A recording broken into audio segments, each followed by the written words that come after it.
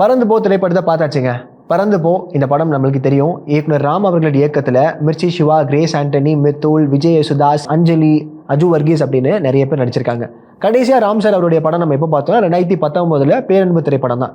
இந்த படத்துக்கு அப்புறமா அடுத்து இவருடைய படம் என்னவா இருக்குன்ற அனௌன்ஸ்மெண்ட் நம்ம ரொம்பவே எதிர்பார்த்துருந்தோம் இல்லையா? சினிமா ரசிகர்கள் எல்லாருமே என்ன படமாக இருக்கும் ஒரு ஆர்வத்தோடு இருந்தோம். அப்போ தான் இந்த 7 கடல் 7 மலை இந்த படத்துடைய அனௌன்ஸ்மெண்ட்லாம் வந்துச்சு. அப்போ சரி சம்பவம் இருக்குது. ஒரு பக்கம் சூர்யா அவர்கள், இன்னொரு பக்கம் நிவின் பாலி அவர்கள் 2 பேருமே எக்ஸ்ட்ரீமாக ஒரு பெர்ஃபார்மன்ஸ் பண்ணுற ஒரு வீடியோ, டப்பிங் பண்ணுற வீடியோலாம் பார்த்துருப்பீங்களே. அதெல்லாம் பார்க்கும்போது ராம் சார் ஏதோ வித்தியாசமாக புதுசாக குக் பண்ணுறாரு, வெயிட் பண்ணுவோம் அப்படின்னு எல்லாருமே எதிர்பார்த்துருந்தோம்.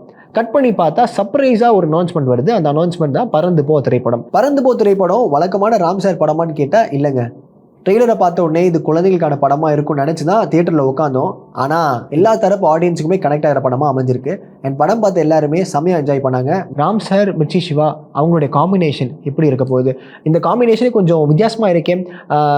அதான் இந்திய வரலாற்றில் முதல் முறையாக அப்படின்ற மாதிரியே.